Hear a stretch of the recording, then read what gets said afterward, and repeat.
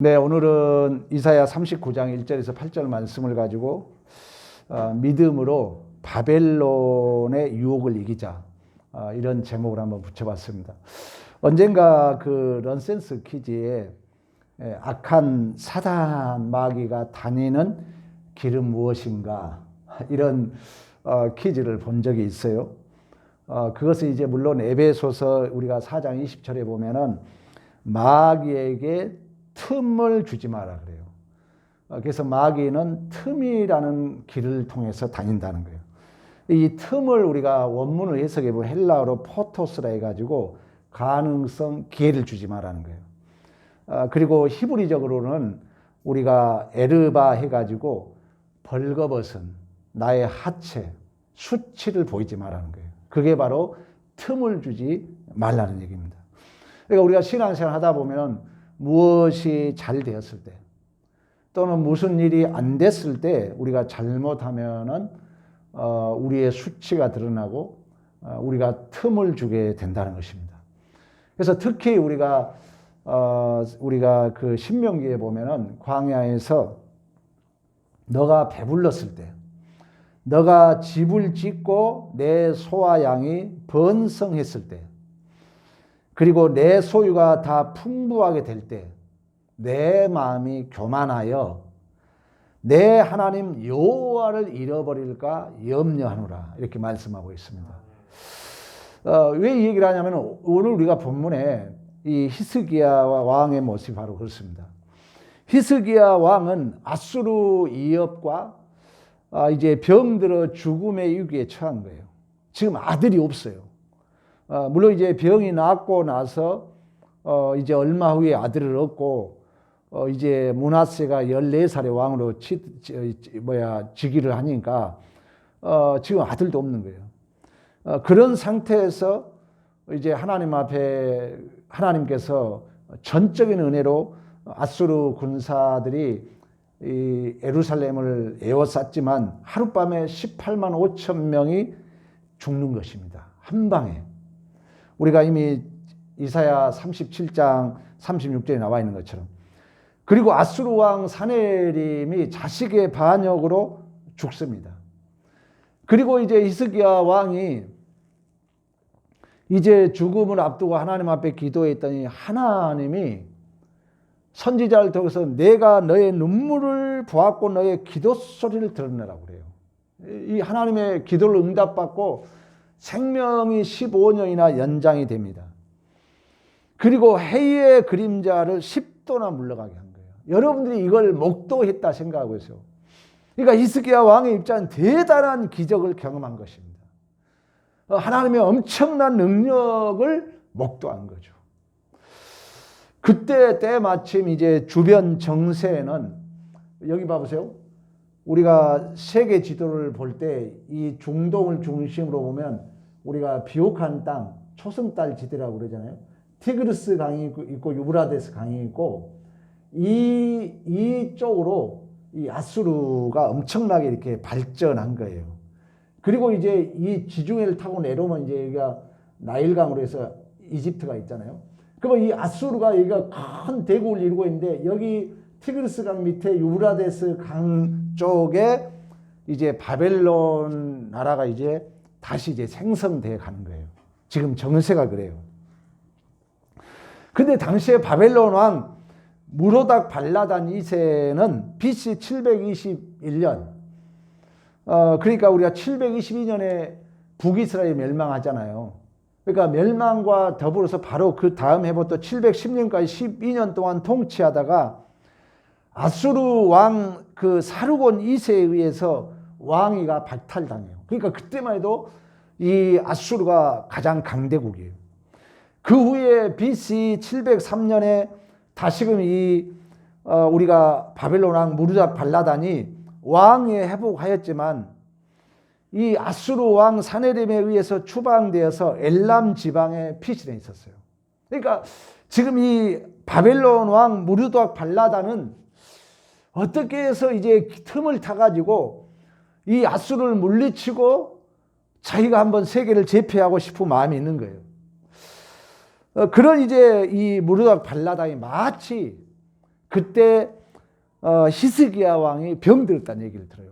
그리고 이 히스기야 왕이 병들었을 뿐만 아니라 엄청난 그 하나님의 능력의 역사가 그 예루살렘의 중심으로 아까 얘기했던 것처럼 막 아수르 군사가 하룻밤에 18만 5천 명이 죽고, 또 우리가 알고 있는 것처럼 사내림이 아들의 반역으로 죽었다는 얘기를 듣고, 또 이 죽을 병에 걸린 히스기야가 막 눈물을 흘리고 기도했는데 하나님이 눈물을 보았고 기도소리를 들어서 나았단 말을 듣고 15일이나 연장되었고, 또 해의 그림자가 10도나 물러갔다는 이 소식을 듣고 이제 이 무르덕 발라단이 편지, 어떤 이제 글과 함께 이제 병 쾌유를 위한 한마디로 애물과 함께 사절단을 보낸 것입니다. 그러니까 이 무르덕 발라단은 어쨌든 간에 틈을 타가지고 이 아수르를 한번 이제 공격하기 위해서 어떻게 보면 이제 이 히스기야 왕이 그 순간에 능력이 있는 것 같으니까 이렇게 동맹을 맺어서 뭔가 자기의 이익을 한번 취해보자는 그런 속셈이었던 것을 우리가 볼 수가 있습니다. 여러분들이 역사적으로 보면은 정략적으로 동맹을 맺은 사건이 있습니다. 정략적으로. 우리가 여러분이 누가 생각나요? 정략적으로 우리가 동맹을 맺은 왕이 바로 솔로몬입니다. 솔로몬이 40년 통치를 합니다. 여러분들이 사울 40년, 다윗 40년, 솔로몬 40년. 근데 20년 동안을 성전을 건축하고 왕궁을 건축해요. 우리가 알고 있는 것처럼 왕궁 건축하는데 13년, 성전 건축하는데 7년을 할애해요.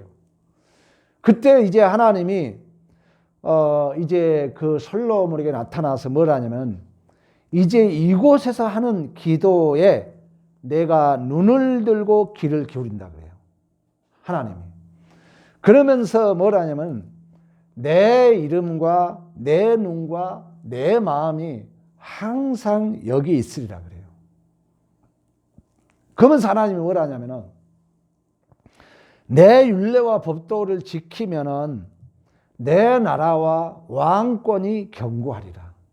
그러나 네가 내 율례와 명령을 버리고 다른 신을 섬기고 그 우상을 경배하면 모든 민족들에게 속담거리가 되고 이야기거리가 되려 합니다. 근데 여러분들이 아신 것처럼 이제 솔로몬이 이제 이런 이제 경제가 이제 활성화되니까, 제가 중국 그 동양 철학을 잠깐 들어봤는데, 중국이 전적으로 그 하늘 그 천명을 버린 이유가 뭐냐면은 6세기, 7세기 철기, 청동기 문화는 별로 철기 문화가 발전하거든요. 그 철기 문화가 발전함으로 이제 서서히 인간들이 이제 천명을 어기게 됩니다.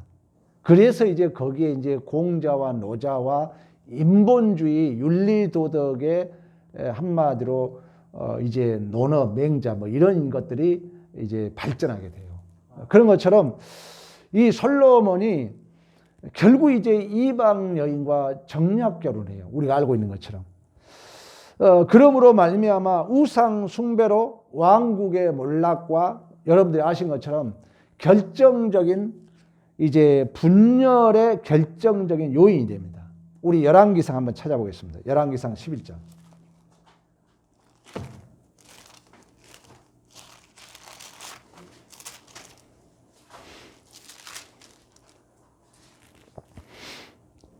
자, 열왕기상 11장 531쪽 11장 1절. 솔로몬 왕이 누구의 딸과 결혼해요? 바로의 딸 외에 이방의 많은 여인을 사랑했다 그래요. 그러니까 이제 우리가 시돈과 여러분들이 나오잖아요. 그리고 3절 봅니다. 3절 봅니다.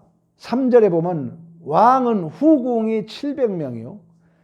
첩이 300명이나 그 여인들이 왕의 마음을 어떻게 했다? 돌이켰다. 돌아서게 했다는 거예요. 왕의 마음을. 그리고 9절 봅니다. 솔로몬이 마음을 돌려서 이스라엘 하나님 여호와를 떠남으로 여호와께서 그에게 진노하시리라. 여호와께서 일찍이 2번이나 그에게 나타나시고 일에 대하여 명하였사 다른 신을 따르지 말라 하셨으나 그가 여호와의 명령을 지키지 아니하므로 여호와께서 솔로몬에게 말씀하시되 내가 이러한 일이 있었고 또 내가 내 언약과 내가 내게 명령한 법도를 지키지 아니하였으니 내가 반드시 이 나라를 내게서 빼앗아 내 누구에게 주리라? 신하에게 주리라. 그래서 이제 결국 이제 여러분이 솔로몬이 이처럼 하나님께서 성전을 지을 때만 해도 내가 너의 기도를 들으리라. 내 귀가 여기 있으리라. 내 눈이 여기 있으리라. 내 이름과 내 눈과 귀가 여기 있으리라. 그러면서 율례와 법도를 지키라. 그러면 너의 나라와 왕이 견고하리라. 그러나 단지 이방신을 섬기지 말고 율례와 법도를 버리지 말으라.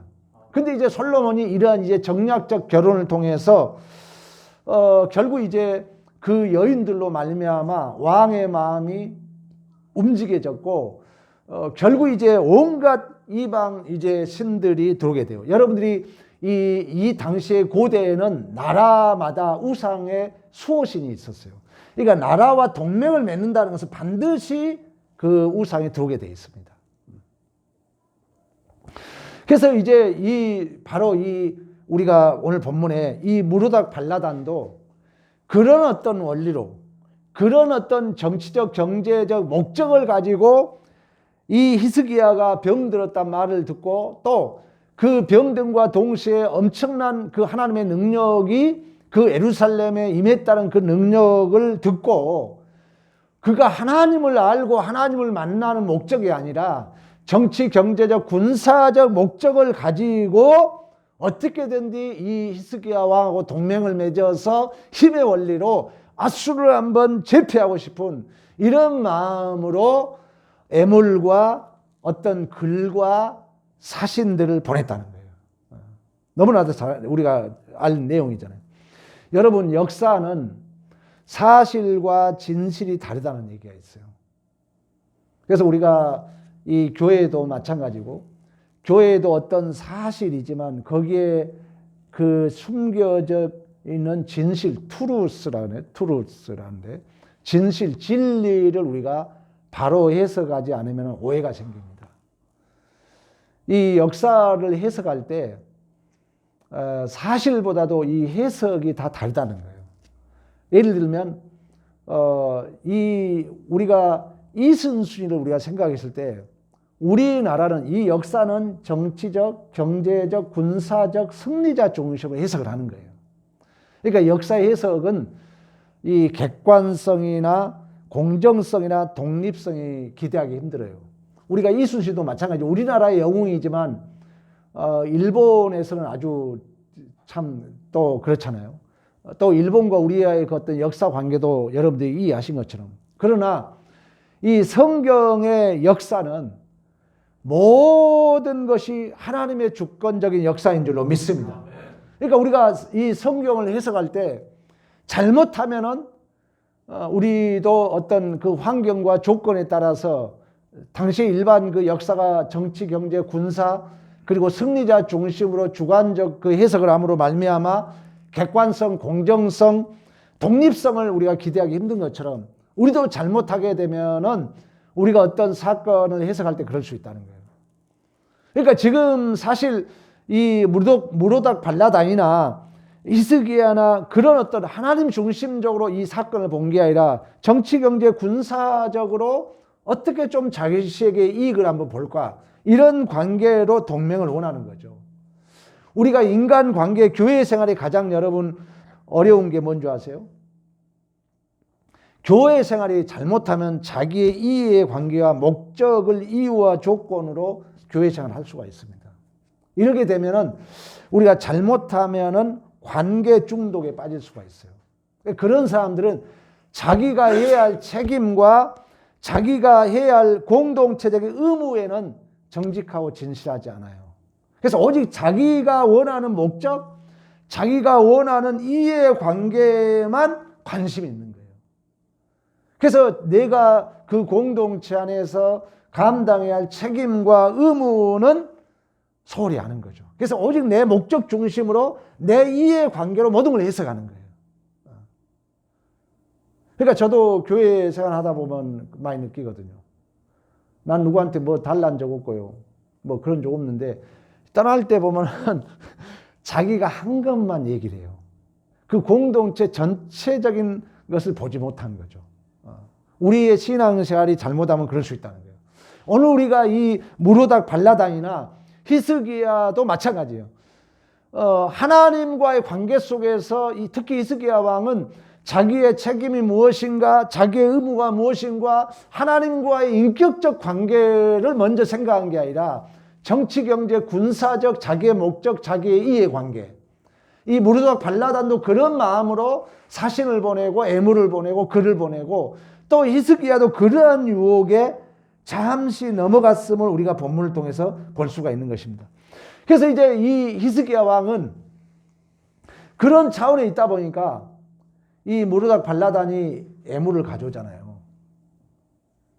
우리가 여러분 믿음의 모델은 아브라함을 자주 이렇게 묵상을 해야 돼요. 내가 그랬잖아요. 아브라함과 다윗을 이해 못한 사람은 구원이 뭔지도 모를 수 있어요. 믿음이 뭔지를 모를 수 있어요.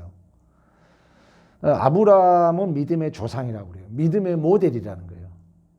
그런데 아브라함이 하나님이 믿음의 이제 모델로 만들어 가지만 그 중간중간에 하나님의 목적하신 그 믿음의 완성을 보여주고 있어요. 우리가 14장에서 얘기했잖아요. 그 모든 가나안 북부를 물리치고 와서 온전히 하나님을 찬양했다 그러잖아요. 그 찬양이 바라크, 엎드리고 모든 근원이 하나님께 있다는 거예요. 그리고 11조를 드렸다는 것은 이 전부 모든 결과물들이 11조의 대표성이잖아요. 하나님께서 이루셨다는 거예요. 믿음의 모델로서 보여준 모습이에요. 그리고 너 공로야, 너 고생했으니까 좀 이렇게 전리품 좀 가져가라 그러잖아요. 소돔 왕이. 그랬더니 아브라함이 아니야. 내가 혹시 이걸 가져갔을 때 이 공로가 나에게 돌아갈까 봐서 실오락이 들끓매 하나도 가져가지 아니하겠다 그러거든요.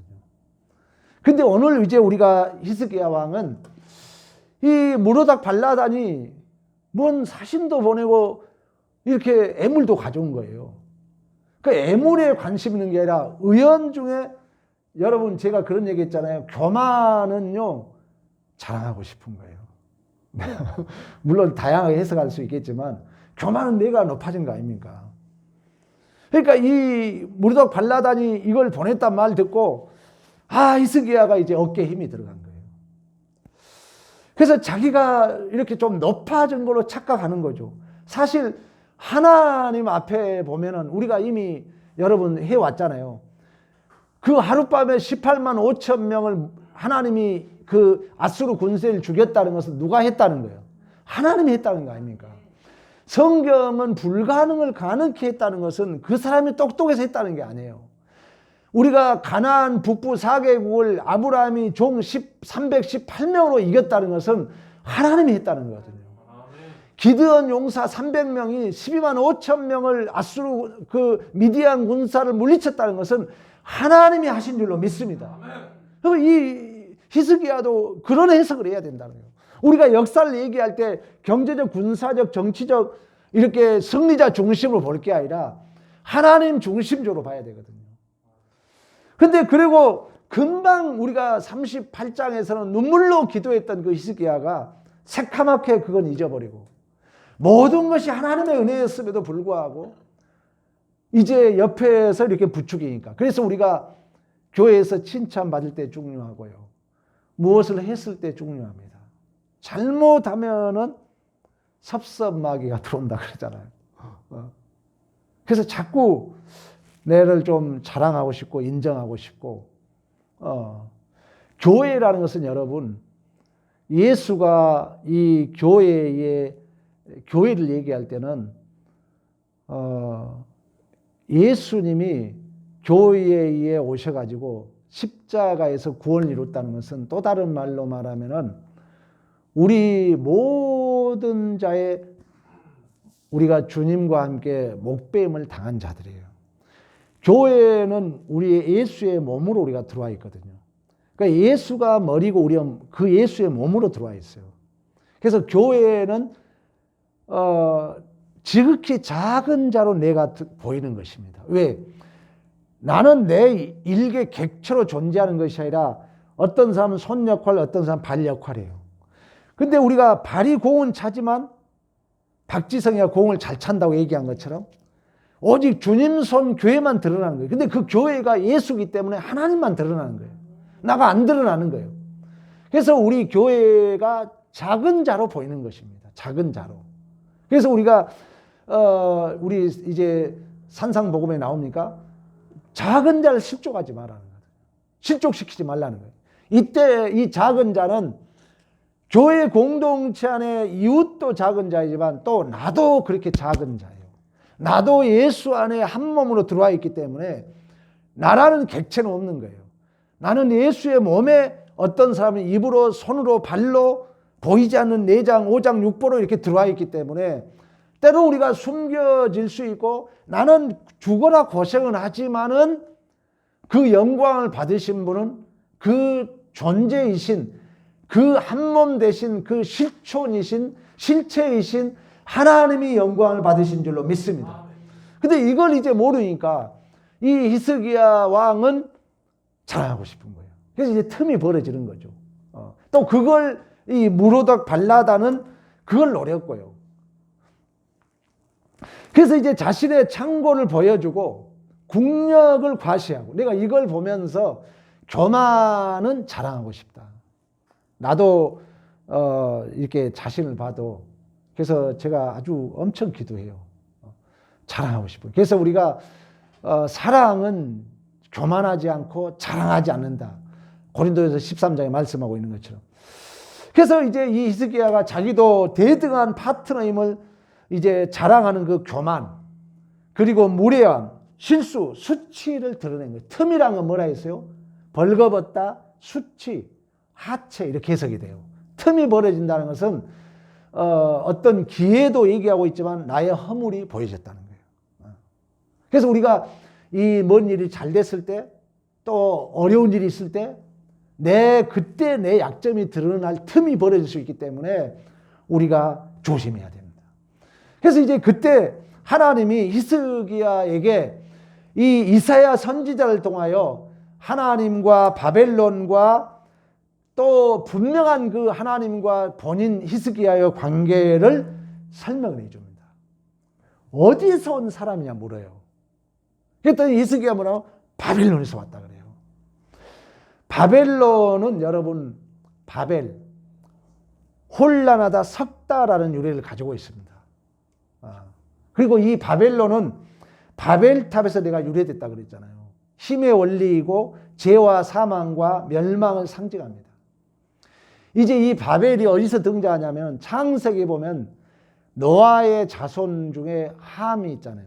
아버지 하체를 고발했던 그 함이 가나안 족속이요, 그 가나안이 니므롯을 낳고 그 니므롯이 세상의 첫 용사가 되고 용감한 사냥꾼이 되고 큰 성읍이 돼요. 거기서 아수르 바벨론이 다 만들어지는 거예요. 성경의 문헌을 그 원문을 찾으면 그렇게 해석이 됩니다. 이게 바로 창세기 6장의 네필림적 원리예요. 왜? 많은 사람들이 큰 것 좋아하고 아름다운 것 좋아하고 그때 노아는 아라랏산 꼭대기에서 하나님의 나라를 준비한 줄로 믿습니다. 이처럼 여러분 선문학과를 따먹은 하나님의 통치를 거부한 인류는 결국 힘센 사람이 마음대로 하게 되는 역사. 우리가 그래서 힘을 가지려고 그러잖아요. 그래서 교회가 힘을 가지면 제가 아까 중국의 천명을 어긴 게 6세기, 5세기, 6세기 철기 문화 발전으로 이제 그 소위 철학이 발전하는 것처럼 도가 그때 탄생돼요. 그것은 이제 천명을 어기겠다는 거예요. 인간이 자기 스스로 길을 설정하는 거예요. 그게 다 이제 이 철기 문화가 발전하고 사람이 힘을 가지니까 그렇게 되거든요. 그러니까 힘을 우리가 가졌을 때 하나님의 영광을 위해 쓰라는 거예요. 그리고 힘의 논리, 힘의 방정식, 힘의 역할 관계로 하나님을 떠난 선악과를 따먹은 인류는 그런 힘에 의한 왕들의 전쟁인 줄로 믿습니다.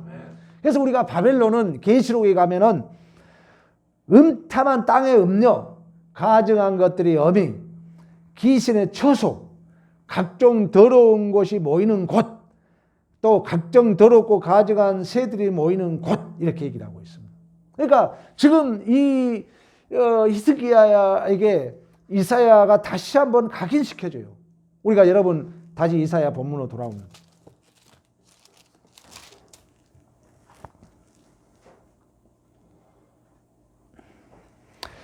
(3절에) 선지자 이사야가 히스기야 왕에게 나와 묻되 그 사람들이 무슨 말을 하였으며 어디서 왕에게 왔나이까 하니 히스기야가 이르되 그들이 원방 곧 어디서 왔다?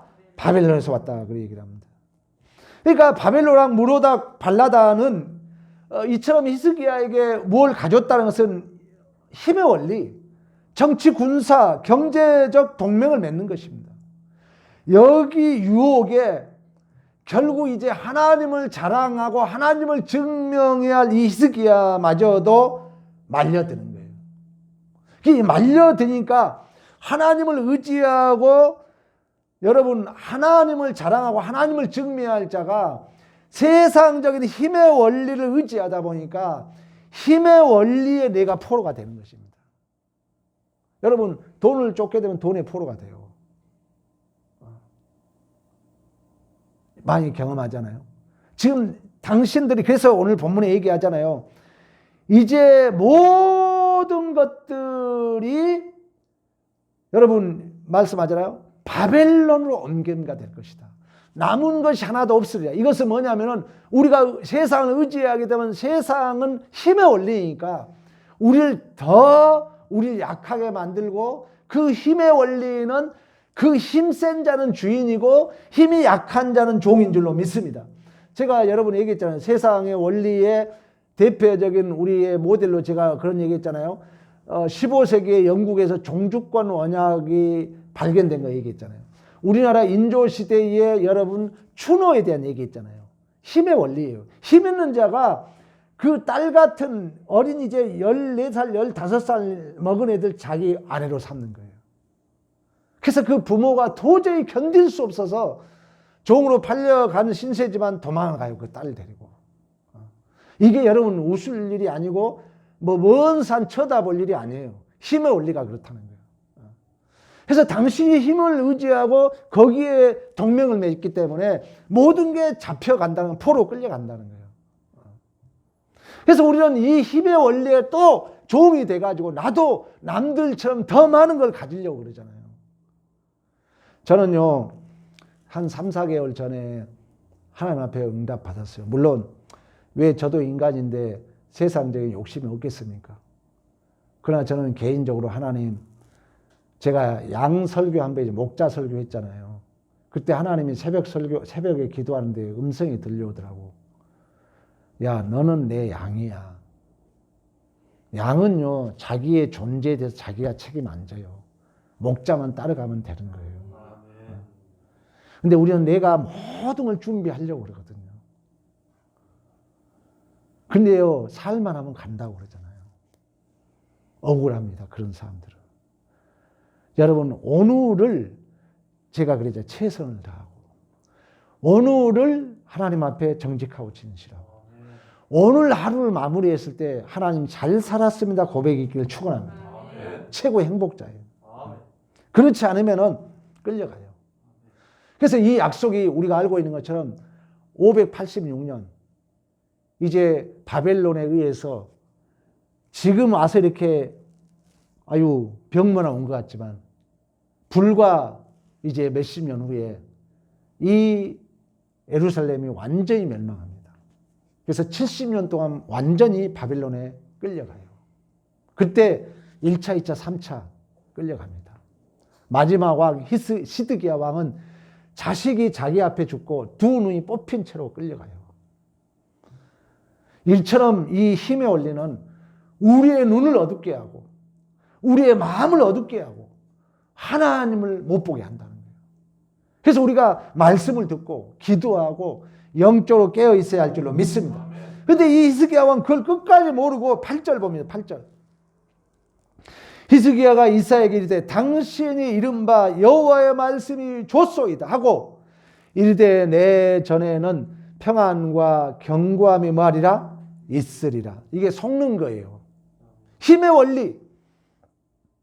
내가 힘과 동맹을 맺으면 내 안에 견고함이 평안이 있을까? 아니면 속는 것입니다. 역설적으로 성취되잖아요. 결국 이제 이 유다가 586년에 멸망을 합니다. 그러니까 이제 지금 히스기야 왕은 그래 맞아요. 맞습니다. 선지자 말이 맞아요. 근데 나는 여전히 힘에 의지하겠습니다. 나는 그래서 평안이 있을 것입니다. 나는 오늘 여러분 8절에 말씀하고 있는 것처럼 나는 견고할 것입니다. 여러분 이처럼 히스기야의 교만과 무례함과 실수와 수치를 성경이 왜 고발할까요? 여러분 하나님은 우리가 구원받은 이후에도 자꾸 우리의 못남과 우리의 한계를 여러분 인식시킵니다. 자각시켜요. 그러니까 우리가 이걸 해석을 할 줄 알아야 돼요. 우리가 구원받고 신앙생활 잘해도요. 때때로 내 교만을 폭로시키고 드러낸다는 것입니다. 누구만 의지하도록. 하나님만 의지하도록. 완전 주인 없어요. 이 땅에. 나는 신앙교회 실수를 한 번 안 했다. 거짓말입니다. 그래서 문제는 뭐냐. 실수를 할 때 말씀을 듣는 이유가 뭐예요? 말씀으로 해석하기 위해서 듣는 거 아닙니까? 오늘 여러분들이 이 말씀을 듣는 이유가 뭐예요? 여러분의 인생의 여정에도 히스기야처럼 그런 일을 당할 때 있다는 거예요. 내가 자랑스럽고 내가 자랑하고 싶고 그 세상적인 정치 형제 또한 군사와 동맹할 때도 있고 동맹하고 싶을 때도 있다는 거예요. 근데 이걸 말씀을 들은 자는 깨닫는 거예요. 아, 이것은 이러한 내 못남이 폭로된 것은 하나님만 의지하도록 하나님만을 바라보도록 하나님은 우리에게 교훈의 메시지로 주고 있는 줄로 믿습니다. 사도 바울이 내가 힘에 겹도록 심한 고난을 당하고 살 소망이 끊어지고 사형 선고를 받았으니 이는 자기를 의지하지 말고 오직 죽은 자를 살리신 하나님만 의뢰하게 하심인 줄로 믿습니다. 아멘. 이처럼 인간의 여러분 한계를 확인하고 우리가 교회 생활을 하다 보면은 숨없는 그런 것들을 겪죠. 내 실수와 내 못남과 또 내 수치를 예수 믿기 전에도 여러분들이 발견하고 예수 믿음 이후에도 우리가 그런 것들을 확인할 수가 있습니다. 저도 어제 일이 후회할 때가 많아요. 조금 전에 일이 후회할 때가 많아요. 나만 그렇습니까? 아니, 여러분 얼굴 표정 여기 좀 봐봐요. 여러분도 그러잖아요. 그때 승리야 실패냐 잘했다 못했다 따지지 말고 그런 모습을 통해서 나를 의지하지 말고 하나님만 의지하고 순종하라는 하나님의 교훈인 줄로 믿습니다. 이렇게 받아들이라는 거예요. 거기에 팍 기죽어 가지고 교회 올 때 교회 모든 짐을 자기가 지고 있는 척 하지 말고 또 그런 어떤 거 있을 때 가장 중요한 남에게 떠넘기지 말고 누가 이래서 아주 그건 여러분 고쳐야 할 모습입니다. 사탄은 참수자예요. 사단의 이름은 뭐냐? 고발자예요. 자꾸 누구 때문에 자기는 떠넘겨. 아까 내가 얘기했잖아요. 관계 중독에 빠질 수 있어요. 심리학에 보면은 관계 중독이라는 단어가 나오는데 자기의 책임과 의무는 진실하지 않아요. 그것은 안 해요. 자기의 목적, 자기 이해 관계만 따지는 거예요. 안 됩니다. 그래서 여러분들이 이런 우리가 오늘 설교를 듣는 이유가 뭐냐? 이런 일이 있을 때, 또 누가 실수했을 때, 누구 허물이 드러났을 때 하나님은 그 사람을 지금 고치고 있는 거예요. 그걸 통해서 자기의 공로가 기각되고 자기의 의지가 무너지고 산산조각이 나서 하나님만을 의지하도록 하나님이 그를 은혜롭게 간섭해 가시고 인도해 가신 줄로 믿습니다. 이거 해석이란 이런 해석이에요. 이게 해석이 안 되면은 우리는 자꾸 사단의 편에 서게 돼요. 책임을 떠넘기거나 누구 때문에 그랬다거나 하나님의 온 우주적 라프, 혼돈과 어둠과 흑암 속에 여호와의 신이 운행했다는 이 라프, 히브리어 말은 암탉이 달걀을 품고 있다는 거예요. 우리의 모든 존재가. 그래서 여러분들이 어떻게 이 알을 깨려고 계속 돌려가면서 모이를 먹고 물 먹을 외에는 떠나지 않고 우리의 존재를 하나님이 날개 품 안에 품고 있는 줄로 믿습니다. 이 믿음만이 나를 살린다는 거예요. 이 믿음만이 세상을 이긴 줄로 믿습니다. 이 믿음을 가지라는 이 믿음. 구원이에요. 이게 구원. 구원은 뭡니까? 하나님의 뜻을 알고 하나님의 말씀에 순종하는 것이 구원이에요. 믿는 거예요. 이것이 물론 예수로 성취되었어요. 그 실체는 예수지만.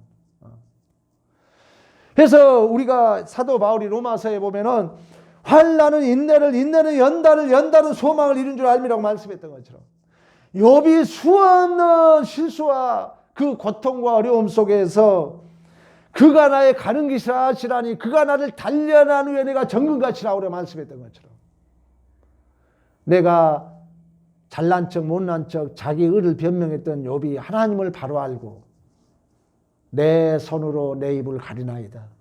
내가 하나님에 대해서 말씀만 들었었더니 내가 이제 눈으로 보나이다. 할렐루야. 아멘.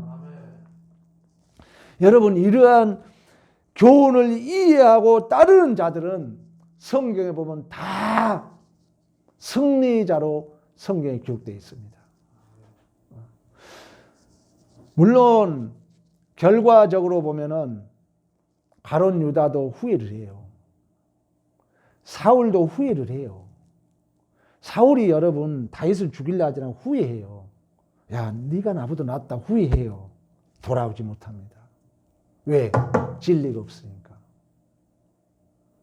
우리도 후회할 일이 있다니까요. 이때 하나님 붙들라는 거예요. 그때 옳았다 틀렸다 내 목적 내 이해관계로 해석하지 말고 하나님 바라보라는 거예요. 밤새도록 고기를 못 잡은 베드로가 하나님을 의지했을 때 그물이 찢어지는 은혜를 경험한 줄로 믿습니다. 다윗이 그랬던 것처럼 사도 바울이 내가 죄인 중에 괴수라는 그 아픈 마음 얼마나 큰 쓰린 고통입니까? 다윗이 자기가 범죄하고 자기 자식들이 똑같은 범죄를 지었을 때 얼마나 수치며 얼마나 창피한 일이고 얼마나 아픔이고 절망입니까? 그런 다윗의 삶이 여러분 시편의 고백을 보면 여호와만이 나의 목자라는 거예요. 여호와만이 나의 반석이라는 거예요. 여호와만이 나의 피난처요. 여호와만이 나의 구원이라는 고백이 된 줄로 믿습니다. 그러기 위하여 하나님은 우리에게 때때로 우리의 실수와 우리의 수치, 우리의 절망을 폭로시키고 있다는 거예요. 이게 해석이 안 되면 이제 끝이에요. 구원이 없는 거예요. 이게 해석이 안 되면 이제 자꾸 고발자로 서겠죠. 참소자 고발자는 여러분 사탄이라고 분명히 얘기해요. 계시록에 분명히 얘기합니다. 우리가 얼마나 순간순간 사탄의 편에 선지 몰라요. 사탄은 우리는 이미 의인이 됐잖아요. 사탄이 하는 짓이 뭔지 아세요? 우리를 자꾸 법정에 세워요. 검사 역할이에요. 그래가지고 자꾸 우리를 낙심시켜요. 너 이랬잖아 해가지고 하나님과 멀어지게 하고 교회와 멀어지게 하고 목회자와 멀어지게 하고 사탄의 괴계입니다. 모르면 거기에 말려든다는 거예요. 오늘 설교 듣는 이유가 뭐예요, 여러분? 말씀을 믿고 순종하는 게 구원을 받는단 말이에요. 뭔 말이에요? 우리가 이 역사를 내 주관적으로 정치적, 경제적, 군사적으로 해석할 거냐? 하나님의 주권으로 해석할 거냐? 그걸 위해서 우리가 말씀 듣는 거예요. 그래서 오늘 성경이 단순하게 히스기야를 구원받았다 못 받았다가 아니에요.